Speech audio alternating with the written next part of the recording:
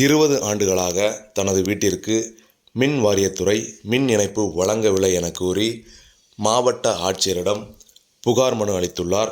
கடும் வெயிலான இன்றைய காலகட்டத்தில் மின்சாரம் இல்லாததால் மின்விசிறி கூட பயன்படுத்த முடியாததால் நோயுற்ற மனைவி படுத்த படுக்கையால் மிகவும் அவதிப்பட்டு வருவதாக கூறி பெரியவர் கண்ணீர் மல்க வேதனை தெரிவித்துள்ளார்.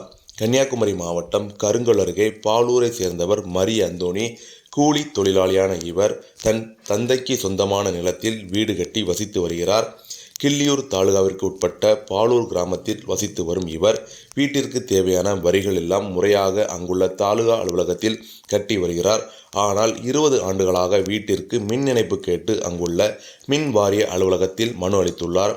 ஆனால் இதுவரைக்கும் இவருக்கு மின் இணைப்பு கொடுக்க மின் வாரிய அதிகாரிகள் முன் வரவில்லை. கூலி தொழிலாளி என்பதால் இவரிடமிருந்து ஏதும் சலுகைகள் பெற முடியாது என்பதாலும் இந்த மின் இணைப்பு கொடுக்க முன் வரவில்லை என்ற சந்தேகம் பல்வேறு தரப்பினரும் எழுந்துள்ளது. இந்நிலையில் தனது வீட்டிற்கு மின் இணைப்பு வழங்க வேண்டுமென குமரி மாவட்ட ஆட்சியரை சந்தித்து பெரியவர் மனு அளித்துள்ளார். பேர் மரியந்தோணி, அப்பா பேர் பொன்முத்து நாடார். நான் வந்து கீழடியில் வந்துட்டு 20 வருஷமாக வீடு வச்சு இருக்கிறேன். அப்போ கரண்ட்டுக்கு தர கிடைக்கல. இப்போ கரண்ட்டெல்லாம் அப்ளை பண்ணி எல்லாம் ரெடி ஆச்சு. அதில் வந்து இன்னொருத்தர் வந்து அவனுக்கு அந்த கடத்து இந்த சம்மதம் கிடையாது. அவன் வந்து இழந்தல் பண்ணிகிட்டே இருக்கேன். இப்போ ஈபிலான்னு சொல்கிறாங்கன்னா அவன் என்கிட்ட ஒதுக்குங்கன்னு அவனுக்கு இதுக்கு எந்த சம்மந்தம் கிடையாது. எவ்வளோ பணம் கட்டு ஈட்டுக்கெல்லாம் பணம் கட்டி போஸ்ட் வந்தாச்சு, வீட்டுக்கு லைனெல்லாம் எடுத்தாச்சு, எல்லா வேலையும் முடிஞ்சிருக்கு. போஸ்ட் வந்து இது மட்டும் நடக்கணும், மீட்டர் மட்டும் வைக்கணும்.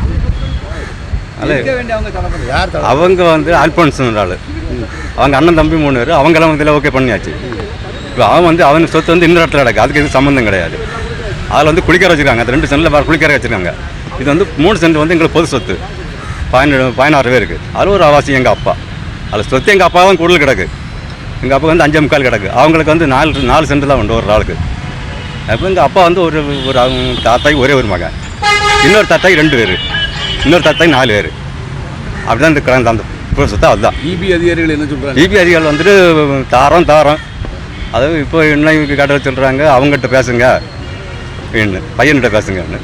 இப்போ அவன்கிட்ட பேசும்போது அவன் சொல்லி நான் கரண்ட் தருவேன், தாரம்னு சொல்லாமல் இதார ஒரு ஒழுங்கு வர அவங்க சொத்து வழியாக உங்கள் லைன் வரணும். வர எல்லாம் இது எங்கள் பொசு சொத்தில் தான் வருது.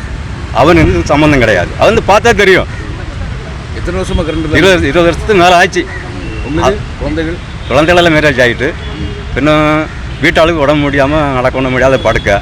இப்போ இந்த கரண்ட் கிடச்சுன்னு நம்ம வேலை கொண்டு வந்துடலான்னு ஆசைப்படுறோம். இப்போ கரண்ட் இல்லாமல் அவங்களுக்கு வீட்டுக்கு வர முடியாமல் பள்ளத்தில் இருக்கிறாங்க. மேலே வந்தாச்சுன்னு நமக்கு எல்லாம் சௌகரியமாக இருக்குது. நமக்கு அப்புறம் வேலையை போகலாம். எனக்கு வேலை செய்ய முடியாது, இருந்தாலும் சின்ன சின்ன வேலை பார்ப்பேன். அதான் இந்த ஒரு குழுவும் வராமல் இருக்காங்க.